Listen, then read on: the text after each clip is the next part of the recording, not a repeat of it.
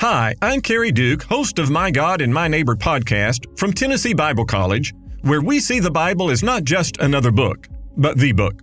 Join us in a study of the inspired Word to strengthen your faith and to share what you've learned with others. I know you want to learn more about the problem of sin and suffering in life, and especially in your life.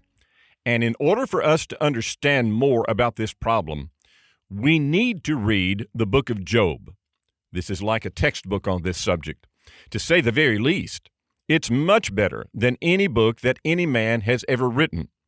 Now, you can search for books and you can find some that are good and some that are bad on this topic, but you will never find a book written by a mere human being that can equal this Old Testament book of Job. It has many great lessons for us. You will learn much if you'll just read the book of Job. It has a lot of deep and profound truths on this subject. And one of these is that bad things sometimes happen to good people. Actually, in Job's case, it shows us that the worst things can happen to the best people. And we know that Job was one of the truly great men in the Bible because of verses like Ezekiel chapter 14, verse 14. Ezekiel the prophet wanted to tell the people about great men in the Bible and use them as an example of the point that he was making. And in order to make that point, he mentioned three of the greatest men in the Bible: Noah, Daniel, and Job. God himself says in this book several times that there was none like him on the earth. The New Testament says in James chapter 5, verse 11, "You have heard of the patience of Job." So let's read about this great man, Job. In Job chapter 1, I'm going to begin reading in verse 1, and I'll read through verse 5. "There was a man in the land of Uz whose name was Job, and that man was blameless and upright, and one who feared God and shunned evil. And 7 sons and 3 daughters were born to him. Also, his possessions were 7,000 sheep, 3,000 camels, 500 yoke of oxen, 500 female donkeys, and a very large household, so that this man was the greatest of all the people of the East. And his sons would go and feast in their houses, each one on his appointed day, and would send and invite their 3 sisters to eat and drink with them. So it was, when the days of their feasting had run their course, that Job would send and sanctify them, and he would rise early in the morning and offer burnt offerings according to the number of them all. For Job said, 'It may be that my sons have sinned and cursed God in their hearts.' Thus did Job regularly." The King James says continually. Now let's go back to verse 1 and consider what God has said about this great man. In the first place, he said that he was blameless. The King James uses the word perfect. The New King James uses the word blameless.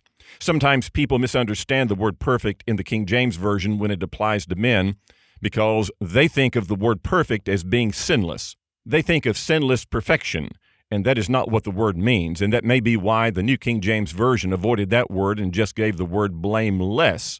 But even then, you have to qualify that. Now, the idea here of perfection or blamelessness is that he was complete. When you see the word blameless in the New King James or the word perfect in the King James Version, think of complete. Think of someone who is whole in his moral life. He didn't deliberately leave out an area in his moral life. He didn't hide a part that was wrong. He was one who tried to do good in every area of his life. Now, it doesn't mean that he was sinless at all, because in Job chapter 13, verse 26, Job does mention the iniquities of his youth. So we're talking about a man who was well-rounded in his moral life. And let's look at the contrast here just to make the point. There are some people who pick out some parts of their life and say, I want to do what's right in those areas, but they leave out other parts of their life. Well, they're not whole. They're not complete. For instance, some people are good givers. They give generously, but they use bad language in their life. Or they're good at participating at church.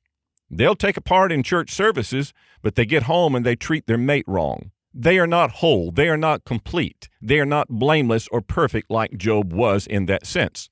Now, the second thing that God says about him was that he was upright. That's verse 1. That means that he was straightforward. He was just. He was upright. He was an honest man. He was a man whose yes was yes and his no was no. There's no deception in Job. There's no show in Job's life.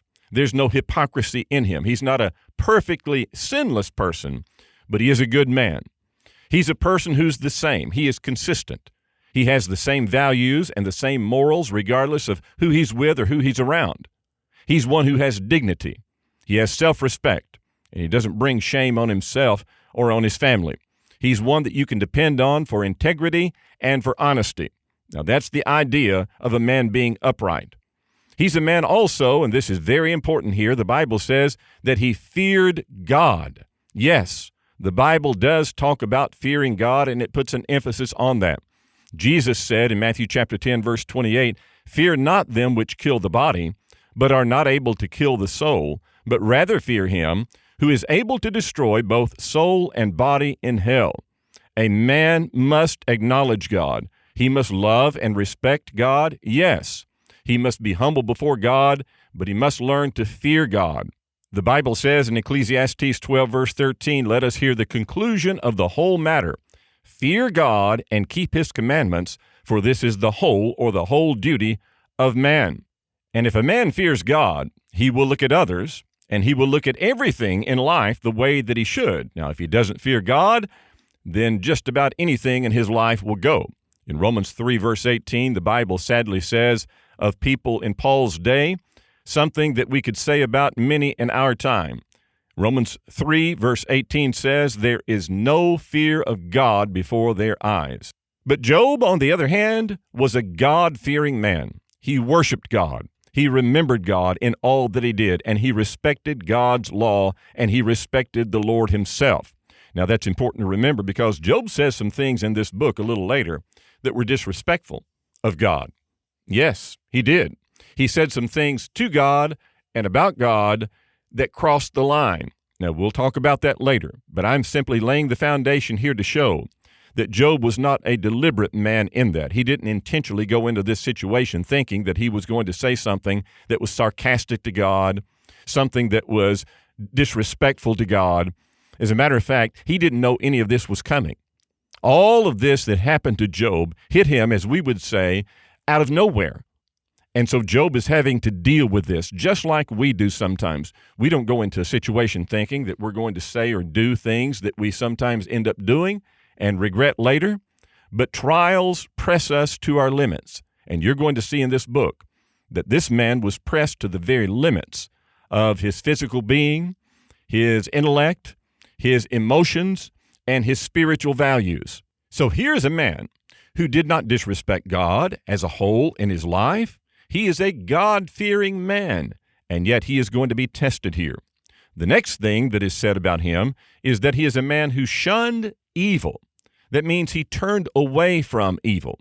He didn't go along with, he didn't laugh at, he didn't condone or participate in evil. As a matter of fact, later in chapter 31, when Job is defending himself before all these accusations of his friends, he said that he turned his eyes and his ears and even his thoughts away from sin. So he is a God-fearing man who hates evil. He avoids it. He doesn't get close to it. He stays away from places and people that encourage it.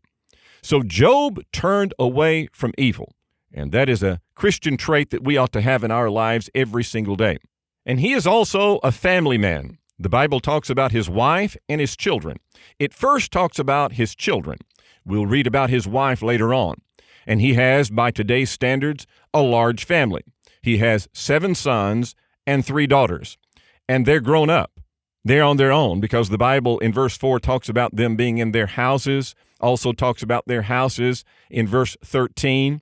So they were doing well for themselves. They had their own places. They had plenty to eat. They enjoyed being together. They got along with each other, and that's quite an accomplishment. The very fact that these children, these siblings, like to get together and eat often, in verse 4 and in verse 13, was a blessing to Job. There are many families, even in the Bible, that didn't have that kind of peace. And Job is also a very wealthy man. It talks about his livestock. Now, it doesn't really go into telling us how much land that he had, how many houses that he built, how much silver or gold that he had, because he probably had a lot of all those as well. But it does talk about his livestock. And we need to remember as we read about this, that livestock represented a vast amount of money. So the Bible says that he had 7,000 sheep. That is a lot of wool that he could sell. That's a lot of money. He had 3,000 camels. Well, people used camels back in those days for personal travel, for hauling goods, for business. That's like having 3,000 trucks to haul things. He had 500 yoke, that is 500 pair of oxen. Now, that's like having 500 tractors for plowing. That's a lot of money for a lot of land, a lot of crops, and a lot of sales. He had 500 female donkeys to carry loads. That would be like having wagons and trailers. So the Bible says also that Job had a very great, that is a very large household. Now remember that his 7 sons and 3 daughters are grown. They're out on their own. They have their own places or their own houses. So this very large household that the Bible says Job still had refers to his servants. This refers to men and women, to males and females who worked for Job. In Bible times, it was common for people to have servants in their family. Now, sometimes they could only afford one. But if a man was very wealthy, he might have dozens or even hundreds. For instance, you read about Abraham in Genesis chapter 14 arming 318 of his servants. Those were males that went with him to battle so that they could rescue Lot, his nephew. So that means that Abraham had a vast amount of land. He had all kinds of responsibilities, and he had hundreds of workers to take care of those duties. Now, the Bible doesn't give us an exact number of all the servants that Job had, but with all this livestock and all these responsibilities, he must have had a lot of workers. So this is a very wealthy man. The Bible says that he is the greatest of all the men of the East. He's the wealthiest. He's evidently the most powerful or influential man in that area. Job had wide influence. He was well respected. People listened to him. He was a fair and a generous man. And so here we have another example of a man who was very rich, and yet he was very good. Now, that might be the exception to the rule, you say. It might be hard for a man to have a lot of money and yet still be a good, honest man, and yet you find 2 of the greatest men in the Bible were very wealthy people who were also rich in their faith. And those 2 that I'm talking about are Abraham and Job. The Bible says in Genesis 13, verse 2, that Abraham was very rich. And here the Bible talks about all the wealth of Job. So as we look at this passage, so far it looks like Job has it all. He has character, he has honor, he has a peaceful family, he has wealth, he has security, but his virtues go even further, because you find something out about his spiritual and his moral life that is impressive in verse 5. The Bible shows that Job was a very conscientious man. He was a very sincere man about his religion and about his morals. Remember that verse 4 says that his sons and daughters would get together and have a meal. They enjoyed one another's company. And the Bible says in verse 5, after their days of feasting, after their get-togethers, that Job would send for them. He would tell them to come together for a serious purpose this time, and he would sanctify them. He got them ready for worship. Whatever that involved, Job got them ready. And the Bible says that he offered burnt offerings according to the number of them all. Now, in the law of Moses, only the priest could do that, and they could only do that at the temple. But Job is offering for his children. He is offering for his family. And that's what ordinarily took place during the patriarchal age. That's why we call it the age of patriarchy. That's the time of father rule. So it looks like, because of that the book of Job happened sometime during the patriarchal age. So this is a very old book, if that's true. Now, why did Job do this?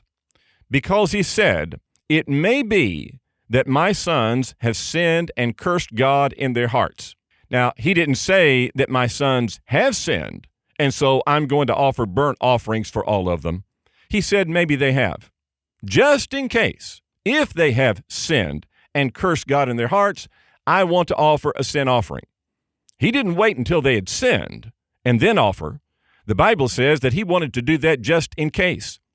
It's not that they have sinned, but in case they have. Now, that's being conscientious. And look at what else this shows about Job and his attitude and his feelings toward his children.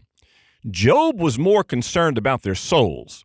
He was not satisfied that they had good homes, that they got along with each other, and that they were happy. Now, a lot of parents would stop there and say that everything was just great with their children, and it's good that you have those kinds of blessings. I'm certainly not trying to criticize that or downplay that. In other words, if children have their own homes, if they've worked and they've got their homes, if they get along with each other, and if they're happy being around each other, that's great.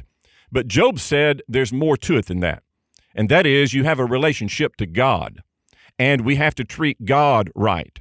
It's one thing to get along with each other, even in the family, but there's something higher, and that is those children who are getting along with each other must love God, and Job was more concerned about that than he was those earthly ties. Here's something else to think about. Job was not too proud to admit that his children might have done wrong. Sometimes parents can see no wrong in their children. They don't even entertain the idea or the possibility that their children might have done something wrong. Not Job. He wasn't blind. He was more honest than that. He knew his own children. He knew his sons and his daughters. He loved them, but he knew that they were human. He knew that they were capable of sin. And notice that verse 5 tells us that Job did this for all his children. He was concerned about all of them. Notice also that although he is a busy man with all kinds of responsibilities, he rose up early in the morning to do this, and that was not just once in a while. He did this continually. He didn't just do it 2 or 3 times in his lifetime or once a year or once every 6 months. He did this continually. Now, if a man like Job with all his responsibilities could do this, then why can't we? Sometimes we get up in the morning and we talk about and we think about all that we've got to do today. Sometimes we complain about it, we get in a rush, and what do? We don't even pray. We don't even read our Bible. We don't even really seriously think about our souls and about spiritual truth. We're thinking about the things that we've got to get done for this physical life. The Bible says that Job did this on a continual basis, and he rose up early in the morning. He didn't get up early so that he could check on his livestock or catch up with his workers to see if they were doing their job. He didn't get out early in the morning so that he could survey his land. He got up early in the morning so that he could set his mind on something much more important than all of his possessions, and he had much more than we have. This man got up early in the morning to make sure that his spiritual life was right, to make sure that his spiritual house was in order. And this is a great lesson for us. If we don't learn anything else from Job chapter 1, verses 1 through 5, it ought to be that we need to be on a continual basis people who are sincere and people who are conscientious, not just in a church building, but at home. So that is the character of this man named Job. He was a good, moral man, and even God himself said, "There is none like him on the earth." Now, that's very important to remember because you're going to read in this book about all the troubles that Job had. And the more you see him making his case for himself and his 3 friends accusing him, the easier it is for you to forget what you've read here in Job chapters 1 and 2. That's very hard to do because the argument becomes so intense that you forget some of these very basic facts here. So don't forget that Job is a good moral man and that he does not deserve this suffering that is brought upon him. The second thing to remember is that Job and his 3 friends never entertained the possibility that we're about to see, and that is that God himself was not the one that caused this suffering, but it was Satan. So let's go now to one who didn't have anything good to say about Job.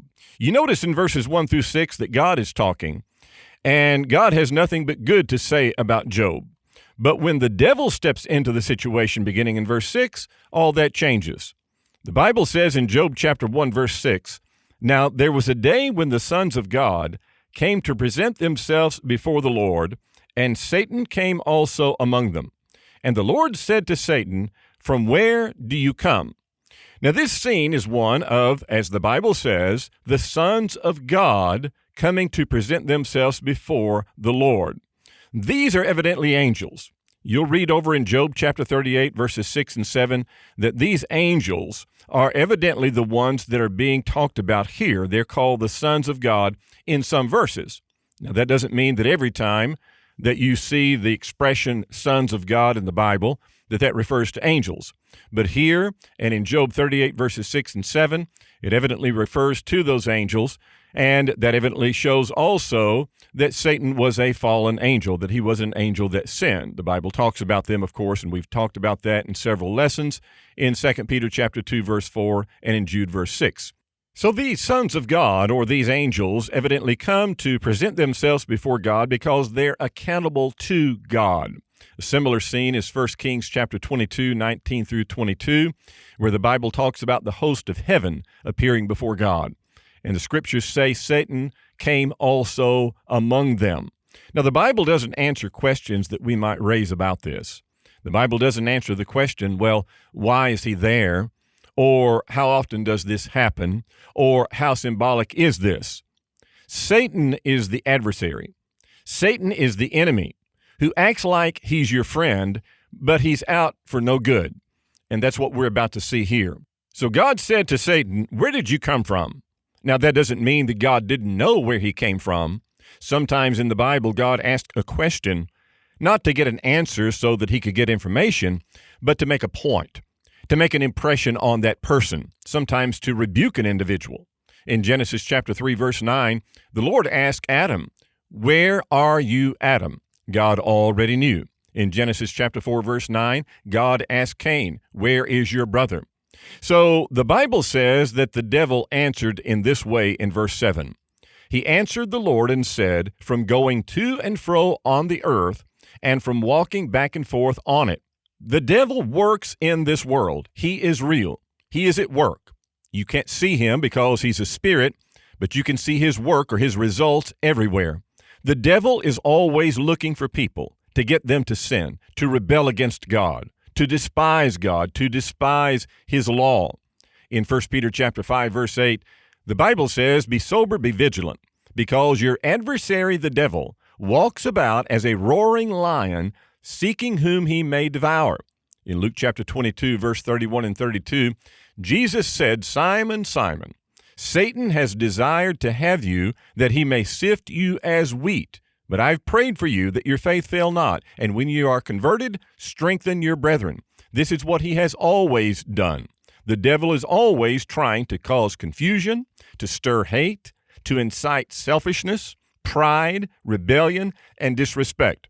Then God issued a challenge to the devil. He said in verse 8, "Have you considered my servant Job, that there is none like him on the earth, a blameless and upright man, one who fears God and shuns evil?" Now we enter into the controversy. Now we enter into the debate stage in this book. As a matter of fact, G. Campbell Morgan years ago said that this is a controversy between heaven and hell, and that's a pretty good way to put it. The Bible says in verse 9, Satan answered the Lord and said, "Does Job fear God for nothing? Have you not made a hedge around him, around his household, and around all that he has on every side? You have blessed the work of his hands, and his possessions have increased in the land. But now, stretch out your hand and touch all that he has, and he will surely curse you to your face." And the Lord said to Satan, "Behold, all that he has is in your power. Only do not lay a hand on his person." So the debate is simply this. God said there is none like Job in the earth, and Satan said, "No, he's not really a good man at all. You're wrong about that." The devil said in verse 9, "Does Job fear God for nothing?" You remember verse 1 says Job feared God, and then God said in verse 8, he fears God. The devil says he may fear God, but he's not doing that for nothing. He's got a motive. He's not sincere about that. He's not being good for nothing. He's only acting like he loves you and fears you. He's not sincere. He's got an ulterior motive, and the ulterior motive is this. He is only acting good because, God, you give him all these things. Job was rich. God had blessed him. He had been protected. He had been preserved. The devil said, "Well, you've made a hedge around him. You've not only given him all these things, but you've been protecting him all these years." That's the idea of the hedge. You've fenced him in. You've shielded him. So the first thing that the devil does is to accuse. That is what he always does. The word devil comes from a word in Greek in the New Testament which means a slanderer. In Genesis chapter 3, the Bible shows that he is talking to mankind and he is slandering God. Here in Job chapter 1, he's talking to God and he's slandering a good man. He always misrepresents. So we need to ask ourselves, as we look at the devil dealing with God here, why do I serve God? Why do I go to church? Why do I worship? Why do I give? Is it mere habit? Is it family tradition? Is it because it's an enjoyable place to go and be with people? Is it the attention that I get? We need to examine our own hearts and ask ourselves, why do I live the Christian life? Are we sincere? Now, time tells and trials reveal. We will be put to the test. Now, that test may not be as severe as the test that Job is about to have here, but our faith will always be tested. So the devil is brazen enough to challenge God and to deny what God has said. God plainly said he is a good man. The devil said, no, he is not. He is only being religious and moral because, in a sense, you have paid him off, God. You have given him all these things, and he is just serving you to see what he can get out of it. And if you take away all the physical blessings that you've given him, then he will curse you to your face. That's what he says in verse 11. He says in verse 11, now remember, this is the devil talking to God, but now stretch out your hand and touch all that he has. And by touch, he means to harm. He means destroy. Touch all that Job has. The Bible has already talked about all the possessions of Job. Verse 3 says his possessions were all these sheep and camels and oxen and donkeys and a very large household. And the devil says, if you take all that away from him, you will see what kind of man he is. You will see that Job is not really a good man at all. He is just serving you because of all the good things that you give him. So this is what started this whole situation that we read about in the book of Job. God and the devil have this disagreement. The devil says, a man will not serve God just because he loves him. A man serves God only because of what he can get out of God, only because of what God gives him. But God said that's not true. God said, not only is it possible for a man to serve me simply because he loves me without any reference to me giving him anything, but Job is an actual case. Job is a man who will serve me whether he has a lot or little or nothing. It doesn't matter because he truly fears me. He is sincere. The devil is saying nobody is sincere. He's saying that nobody is unselfish in serving God. He is actually blaspheming God here. He is not just criticizing Job and mankind, but he's actually looking at God and criticizing God. He's telling God that he doesn't deserve to be served in that unselfish fashion. So the devil is disagreeing with and hating everybody here like he always does. Now, God accepted his challenge. The Bible tells us in verse 12, and the Lord said to Satan, behold, all that he has is in your power. Only do not lay a hand on his person. So Satan went out from the presence of the Lord. So God accepted his challenge. And this is not like some childish game of I dare you or a couple of men betting on something. God had reasons for allowing this to happen, reasons he was not and is not obligated to explain to us. But God knew what he was doing and why he was doing it. So the Bible says that the Lord let Satan have power over Job's belongings. Notice in verse 11 that the devil said to God, stretch out your hand and touch all that he has, that is, all his possessions. But God said to Satan in verse 12, behold, all that he has is in your power. And the remainder of Job chapter 1 shows that God is not only including his possessions like his livestock, but God is also including Job's children because they were his. God says all that he has is in your power. Job's livestock, his servants, and even his children are now in Satan's hands, and we know that it's not going to be good. Satan told God that if you took away everything that Job had, he would be so angry he would curse you, and now the devil is going to take away everything that Job has. But God said there's a limit. You can touch what he has, but don't touch Job. At this point, God would not let the devil hurt Job personally, just what he had. Now, this has always been true and always will be that God allows the devil only to go so far. He places limits. He doesn't give him total control, even in the physical realm. And that's a very important lesson to learn and to remember when we face sufferings in this life and we ask God, why, Lord? Thank you for listening to My God and My Neighbor. Stay connected with our podcast on our website and on Apple, Spotify, YouTube, or wherever fine podcasts are distributed. Tennessee Bible College, providing Christian education since 1975 in Cookeville, Tennessee, offers undergraduate and graduate programs. Study at your level. Aim higher and get in touch with us today.